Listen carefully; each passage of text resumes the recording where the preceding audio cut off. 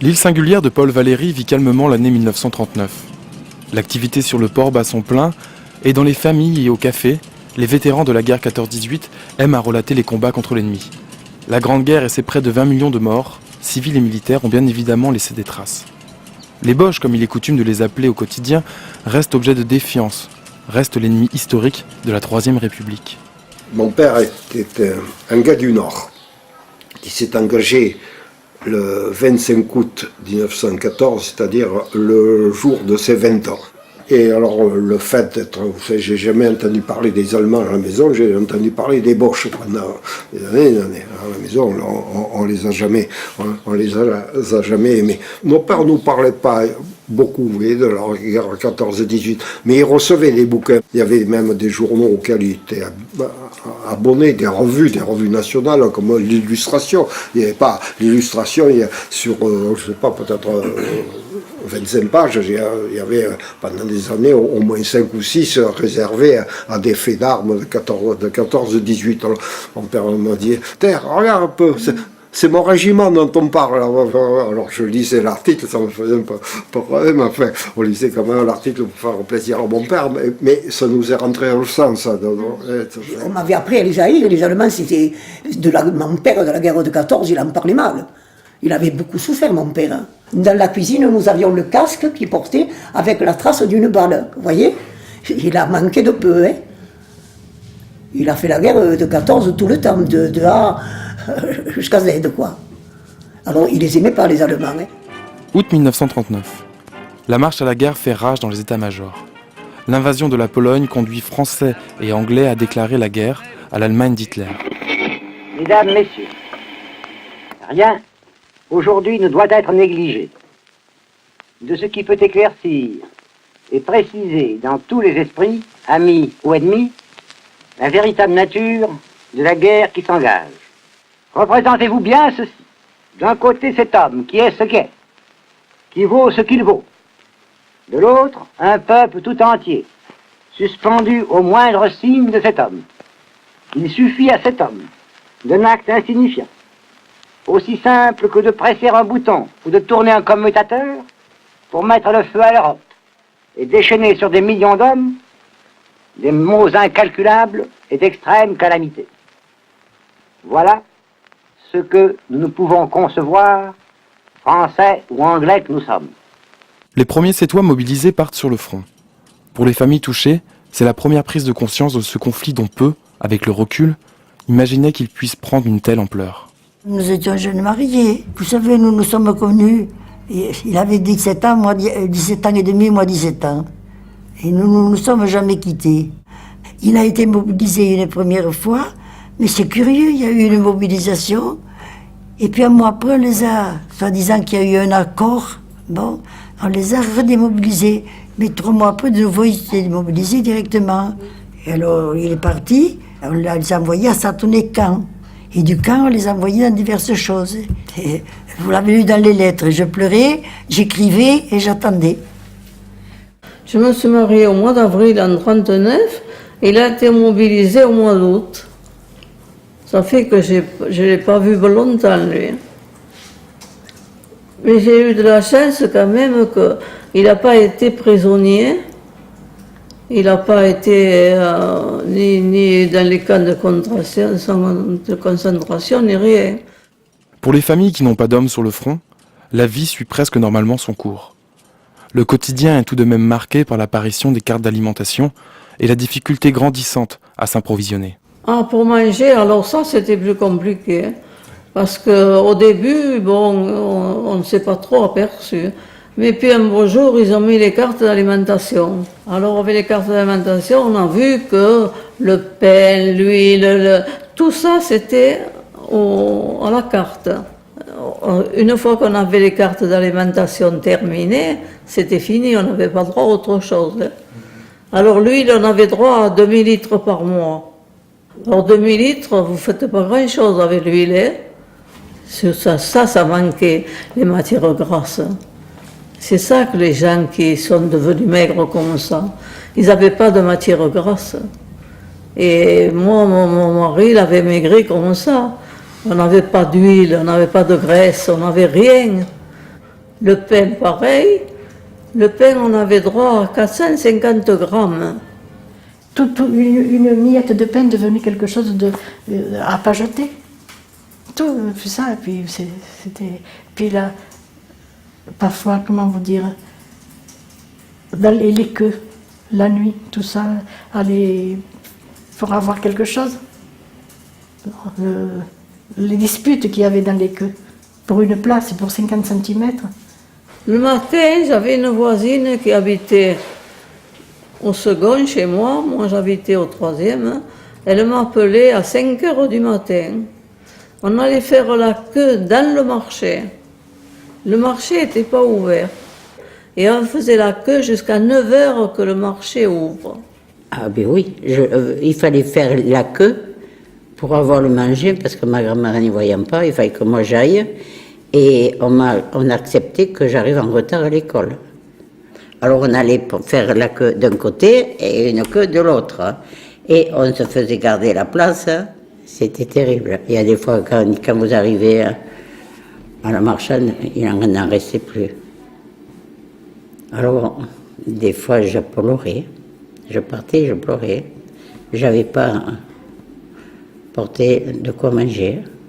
Quelques actions de solidarité envers les premiers prisonniers de guerre émergent. Je suis rentré en faculté à Montpellier en 1939, où j'ai tâté un peu de la fac de droit, de l'école supérieure commerce. Les étudiants s'étoient à Montpellier, c'est-à-dire on prenait le TACO selon les périodes, ou à 7h moins 10 ou à 7h moins 27.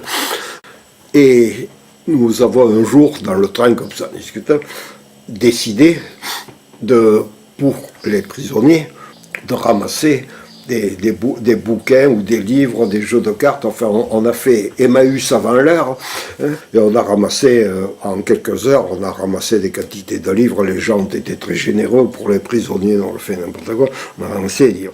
22 juin 1940, la signature de l'armistice clôture cette drôle de guerre. Un désastre pour le général de Gaulle et les futures forces françaises libres, mais semble-t-il une bonne nouvelle pour les familles des soldats et des prisonniers. Les hommes reviennent du front et les couples se rassemblent. Radiodiffusion nationale de l'État français. Mesdames, Messieurs, Monsieur le maréchal Pétain, président du Conseil des ministres, vous parle. Français, à l'appel de Monsieur le Président de la République, j'assume à partir d'aujourd'hui la direction du gouvernement de la France.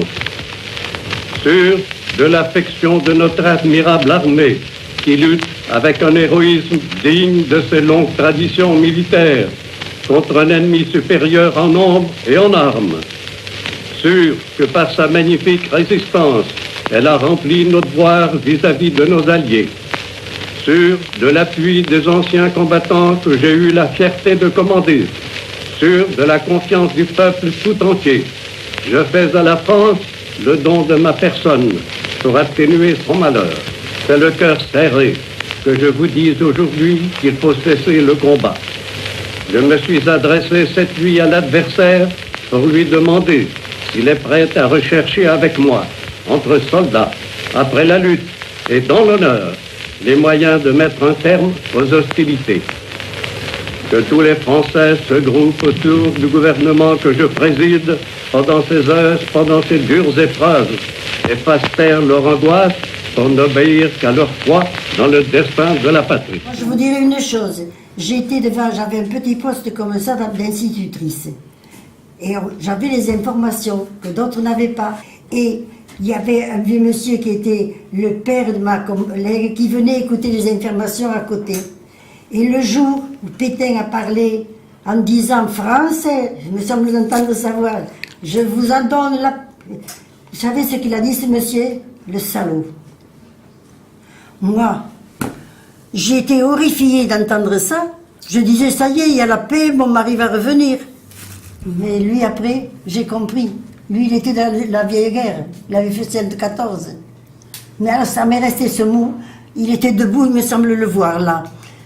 Le salaud, il a dit quand il a entendu ça. Moi, je dis quand même, le du cul, ce bonhomme, il n'est pas content que la guerre soit finie. Et ce n'est qu'après que j'ai compris, vous savez. Le maréchal Pétain, le vainqueur de Verdun, devient la nouvelle égérie de la nation, contrainte désormais de vouer un véritable culte au nouveau chef de l'État français.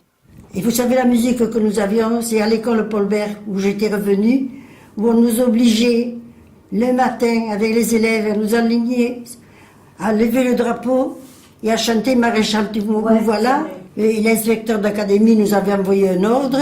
Personne ne voulait la chanter si on n'était pas obligé. Maréchal, nous voilà, devant toi, le sauveur de la France. Enchanté, tu nous as redonné l'espérance, la patrie renaîtra.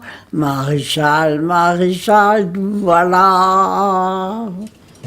Le climat se durcit en novembre 1942 avec l'arrivée des Allemands à Sète, en réaction au débarquement des Alliés en Afrique du Nord. C'était quelqu'un en civil qui nous a dit de rentrer chez nous. Et on a vu plusieurs voitures. Surtout que les voitures, elles étaient pleines d'Allemands.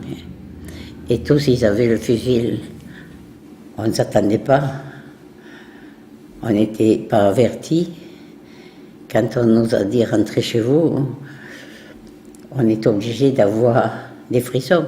Ah ben, ça nous a fait mal, vous savez, de voir ces uniformes allemands qui sont arrivés au bout des barrages, des défilés en ville avec des automitrailleuses, comme ça. Fait, l'occupation était sévère. Les soldats prennent possession des plus belles villas du Mont-Saint-Clair. Sur le Mont-Saint-Clair, jusqu'en 1942, le Mont-Saint-Clair était accessible. Après 1942, le haut du Mont-Saint-Clair a été évacué et les personnes ont été obligées de se reloger en bas du Mont-Saint-Clair. Ils avaient pris possession de la plus belle villa de Sète. Ah ben ils avaient pris cette villa parce que c'était une merveille, c'était une villa très chic qui avait appartenu à des riches de Sète. Et c'était accaparé de tout. Les alertes à la bombe se font de plus en plus intenses et régulières, même si elles restent, le plus souvent, de simples menaces. Et on avait trouvé un moyen pour les enfants, quand il y avait une alerte, les petits. On avait pris les garçons du cours complémentaire. Ils étaient venus, chacun avait choisi un petit. Il avait essayé sur ses épaules. Et il était entendu que chaque fois qu'il y avait une alerte, il venait à la course du cours complémentaire qui était à même cours. Les petits étaient tellement, on les avait habitués, ils allaient vers celui qui devait le prendre, crac, ils montaient sur l'épaule et on filait vite dans l'abri. Ça, c'était merveilleux comment ça avait été organisé. Chacun avait le sien et il n'y avait pas de pagaille, aucune pagaille, rien du tout. Hein. L'arrivée des Allemands déclenche actes de résistance et organisation des réseaux. À Sète, pour ceux qui s'engagent, il s'agit de rendre compte de toutes les actions et mouvements entrepris par les troupes allemandes. Au magasin, j'avais des soldats allemands qui venaient. Alors, je leur parlais de s'ils étaient mariés, alors ils me parlaient de leur mère, de leur frère, de leur sœur, de tout le monde. Et puis je leur disais, mais vous êtes cantonné d'à quel endroit? Alors il y en avait un qui venait très souvent et qui m'a dit, je suis cantonné à moitié du Mont-Saint-Clair à peu près, il était dans l'artillerie. Aussi c'est que c'est parti ça. Parce que j'allais apporter les plis que me donnait mon chef, Olivier, je les apportais à une boîte aux lettres, un commerce. En général, les boîtes aux lettres, ce qu'on appelait les boîtes aux lettres, et qui, eux, faisaient continuer à faire passer ce que je lui amenais comme renseignements, qui étaient dans une enveloppe et qui m'étaient donnés par mon chef. Et il y avait les renseignements que je lui donnais, les renseignements qui glanaient dans tout le coin. Devant l'éventualité d'un débarquement sur la côte languedocienne, la géographie de Sète est modifiée. Classé secteur menacé de première urgence, le port est mis en défense et de très importants travaux de fortification sont entrepris. Canons en batterie, démolition d'immeubles pour créer des souterrains et même création d'un tunnel sous le mont Saint-Clair. L'occupant entreprend un travail herculéen. Au début, on a été dans la résistance, c'était surtout au départ, distribution de tracts et photographier ce qui était interdit. On a des copains qui sont retrouvés déportés et qui ne sont jamais rentrés en déportation uniquement parce qu'ils ont été pris avec un appareil photo à la main.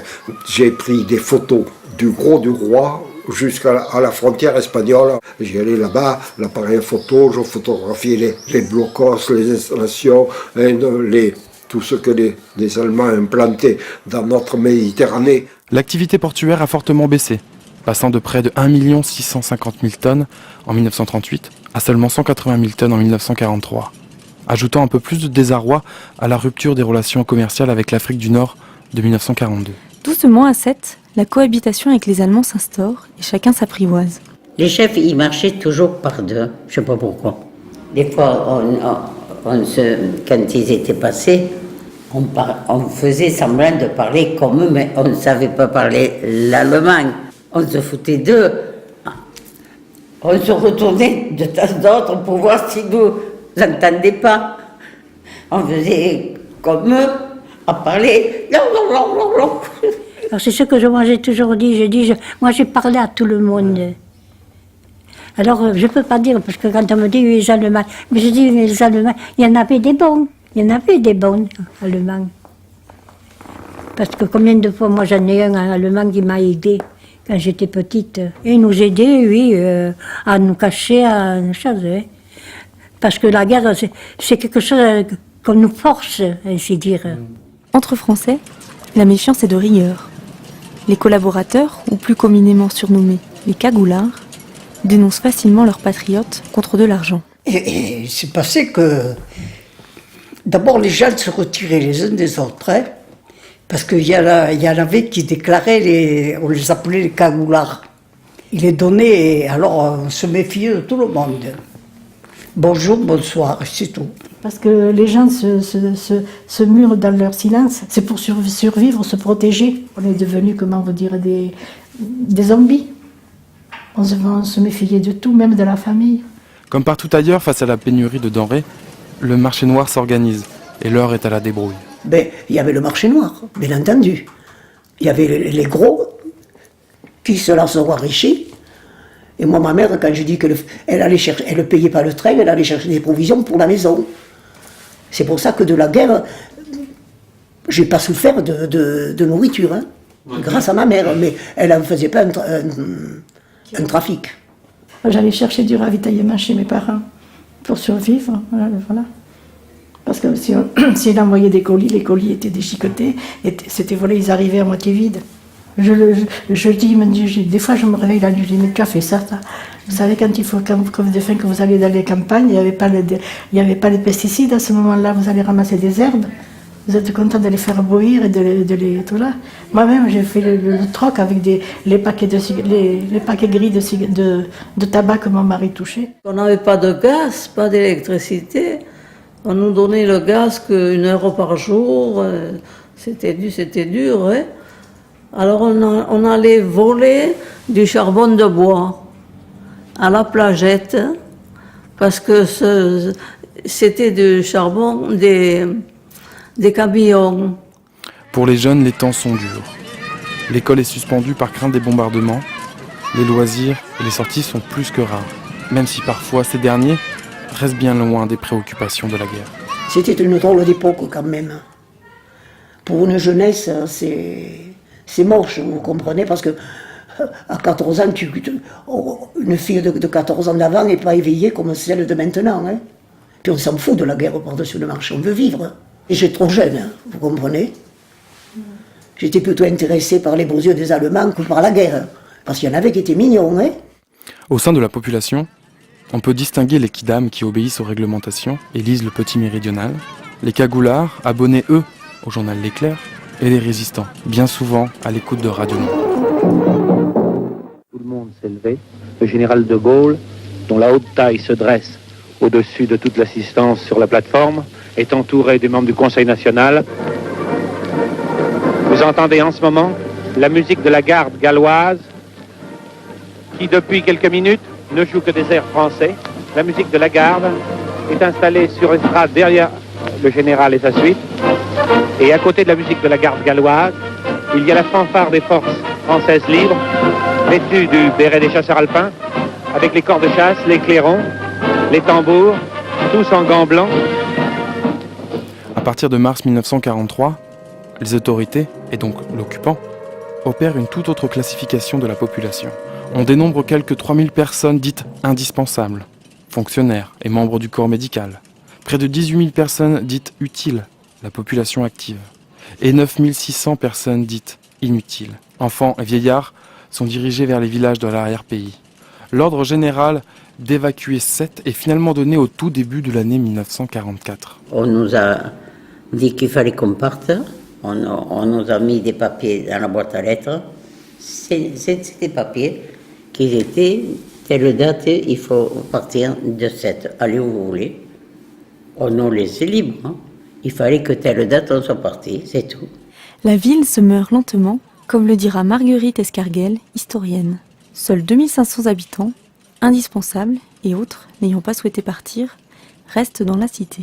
Et moi, je ne suis pas partie. Vous n'êtes pas parti? Non. Parce que tous les jours, ils passaient dans les rues pour nous dire « Vous êtes priés ». Les gens qui ont des enfants de tel âge sont obligés de partir de cette. Mais moi, je ne pouvais pas partir par rapport à mon père et à mon beau-père. Et mon père, il fallait qu'il fasse la queue pour aller chercher de la nourriture. Et il ne pouvait pas, il travaillait la vigne à la Pérade là-bas ou à Frontignan. Alors c'est moi qui allais faire la queue et lui, il allait travailler. Et heureusement que j'étais jeune, j'avais 20 ans ou 21 à ce moment-là. Ça fait que on tenait le coup. Le 25 juin 1944, les bombes des Alliés s'abattent sur les installations portuaires. Une feinte pour faire croire à un possible débarquement sur les côtes languedociennes, qui n'épargne pas les civils restés sur place. Le bilan est de 47 morts. On n'est jamais parti, et on est resté à 7. On allait aux abris, même finalement on n'y allait plus. Et puis les bombes se sont mis à tomber. Alors là, tout le monde a couru aux abris. Hein. L'esplanade, vous la connaissez, l'esplanade, la vieille en haut. Et en dessous de l'esplanade, sous terre, il y a des caves. Et alors c'est là qu'on avait les abris. J'étais en train de me faire la toilette, de me laver, et j'ai pas eu le temps. Les bombes sont tombées juste à côté de mon appartement. C'est pas tombé sur la maison. Et ça fait un drôle d'effet quand les bombes tombent. Hein. Ça fait un bruit. Mon Dieu, ça semble pas de bon. Le débarquement des forces alliées en Provence, le 15 août 1944, provoque la débâcle des forces ennemies. 3 jours plus tard, les soldats allemands stationnés à Sète reçoivent précipitamment l'ordre de partir, non sans provoquer d'immenses destructions. Le môle est totalement démoli, les 2 ponts à bascule sont inutilisables et 950 mètres de quai, soit près de la moitié, sont à l'état de gravat. On ne savait pas de quelle façon les Allemands allaient partir, s'ils allaient partir tranquillement, s'ils allaient partir en faisant sauter. Ce qu'on savait, c'est qu'ils faisaient beaucoup de travaux, hein, mais ils minaient partout, ils minaient la nuit, ils ont miné les ponts, enfin, ils étaient prêts Sète a subi beaucoup de dégâts, mais aurait pu encore en subir beaucoup plus s'ils n'étaient pas partis rapidement. Sète, abandonné, n'est pas officiellement libéré comme a pu l'être Montpellier par le défilé des troupes du général de Lattre de Tassigny. Le 20 août 1944, on déclare tout de même la ville comme étant libre. Quelques habitants profiteront de cette désuétude pour piller les villas et appartements désormais vides. L'historien Jean Sagne parlera même d'un visage de désolation. Mais moi j'ai vu des Français, après quand il y a eu la débâcle, toute ma rue est montée à la villa pour piller. Il n'y avait pas que les Allemands. Les Français se sont enrichis dans cette ville-là. Il y avait de l'or et ils arrivaient chargés comme des mulets avec des fortunes. Il y avait. Les réglementations vont également bon train et on assiste au premier fait d'épuration, pas toujours justifié. Il y a eu des exécutions qui n'auraient pas dû y avoir. Ça, c'est le côté qui est à la libération est de partout. Il y a eu des vengeances personnelles, des gens qui ont dit qu'ils étaient de la résistance et qui dénonçaient des gens alors qu'il y avait un contentieux pour un bout de terrain. Les femmes ayant fréquenté les soldats allemands sont amenées sur la place publique et tondues. Cet acte ne fait pas l'approbation de tous. Elle le faisait parce qu'elle était obligée de le faire.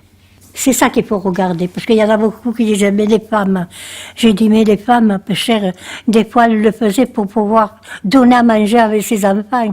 Ça, je ne le pardonnerai jamais. Qu'un Français fasse du mal à un Français, ça, c'est... J'ai jamais aimé ça. Une délégation de résistants viendra mettre de l'ordre et réguler la situation. Petit à petit, les Sétois regagnent leur maison, avertis par les proches que la situation s'est calmée et qu'ils ne courent plus de risques. Certains sont partis depuis plusieurs années et retrouvent leur appartement occupé par les familles restées sur place. L'anarchie règne davantage que le souffle de joie lié à la libération. Un semblant de fête viendra tout de même marquer la fin de la guerre. Libération, je ne me rappelle pas des plus. Mais ce que je peux vous rappeler, que tout le monde avait le drapeau français, et qu'on marchait avec le drapeau, que les gens marchaient avec le drapeau, et que moi, j'en voulais un et j'en avais pas. Moi, on s'était mis sur le balcon du premier étage, parce que moi, il n'y avait pas de balcon dans mon appartement.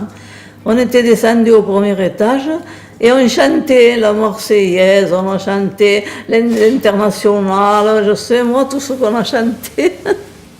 Avec tous les voisins, oui, avec des petits drapeaux. Mais c'est bizarre, les gens, ils n'étaient pas tellement... on n'aurait pas dit qu'il y avait la libération. Moi, je trouve que les gens, ils n'avaient pas l'air tellement contents de ça. 202 Sétois trouvèrent la mort lors de la Seconde Guerre mondiale. 101 militaires, 60 civils, 15 déportés, 15 forces françaises de l'intérieur et résistants, et 11 du service du travail obligatoire. Le recensement de 1946 ramènera la ville à son niveau de 1896, soit 31 000 habitants. Nos témoins, leurs amis, leurs proches, ont tous traversé ces événements, et chacun à leur manière. Adolescents, jeunes mariés, pères ou mères de famille, certains ont vécu cette période de guerre avec insouciance, d'autres dans la faim et la peur. Leurs souvenirs retiennent donc de cette époque des fragments différents, des sensations et des sentiments uniques, retrouvés et pour certains gravés ici, 70 ans après la libération de leur île singulière. Oui, c'est vrai que ça, après on avait dit, si je trouve un morceau de pain dans la rue, je le ramasserai. J'ai trop souffert du pain. Eh bien, c'est pas vrai. Parce que moi, 15 jours après, j'en ai trouvé un morceau de pain, je l'ai ramassé. Et je l'ai regardé, j'ai dit quand même, c'est dommage de le jeter. Je l'ai donné à mon père pour ses poules. C'est vrai après, on n'a pas fait attention. Hein. Là, après, on a vite oublié. C'est bizarre, hein, parce que quand on a vu le bombardement, les morts et tout, mais moi, j'ai pas eu personne de touché dans la famille. Ça fait que ça m'a pas trop touché. On ne va pas remettre ça toujours sur la table, la guerre. Mais nous, on s'en souvient. Je ne vais pas raconter ça tous les jours. Et ma vie. Et puis, à la fin, on en a ras-le-bol. Hein. Et voilà. On l'a subi et puis c'est fini. Encore, on s'en est sorti. Ça vous change la mentalité, ça vous vous endurcissez. Je sais pas. Moi, mes enfants, ça m'a sorti de moi-même pour eux. Au début, je ne faisais que pleurer. Quand mon fils est né, je pleurais parce que je disais, qu'est-ce que tu fais, qu'est-ce que tu es venu faire, quel pétrin tu es. Et alors après, quand vous avez assez pleuré, ben vous dites, maintenant il faut que je m'en sorte. Et ça vous donne, vous voyez tout autrement. Je vais vous dire ma façon de penser. Comme disait mon mari, la guerre, elle est déclarée par ceux qui ne vont jamais sur le front. Ils ne vont jamais dans la tuerie, dans le carnage. Ils restent dans leur bureau. Le devoir de mémoire pour ceux qui sont morts. C'est pas pour nous, hein. Nous, on fait du rabio, hein. Donc, on a eu une vie normale, une vie magnifique, mais ceux qui sont morts à 20 ans, hein, eux, ils n'ont rien eu. C'est pour eux que nous continuons.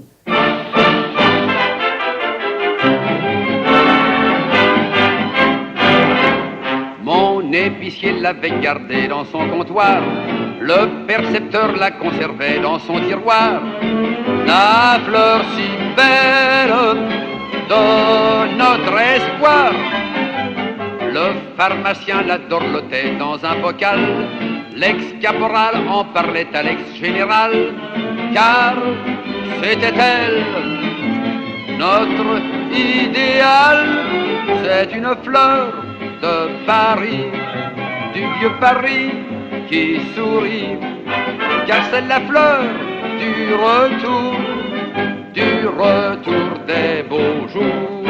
Pendant Pendant 4 ans, dans nos cœurs, elle a gardé ses couleurs. Bleu, blanc, rouge, avec l'espoir, elle a fleuri, fleur de Paris.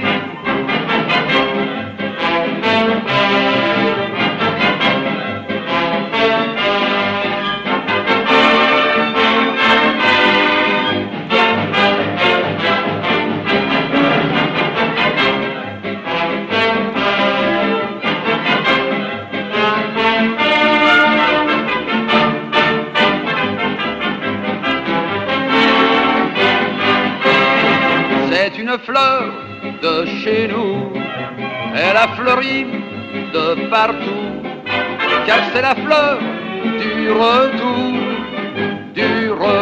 des beaux jours. Pendant 4 ans, dans nos cœurs, elle a gardé ses couleurs. Bleu, blanc, rouge, elle était vraiment avant tout fleur de chez nous. Une fleur de chez nous, Ba-da-ba-ba-ba. Elle a fleuri de partout, Ba-da-ba-ba-ba. Du retour, Da-da-da-da. Du retour des beaux jours. Ba-da. Pendant 4 ans, dans nos cœurs, Ba-da-ba-ba-ba. Elle a gardé ses couleurs, Ba-da-ba-ba-ba.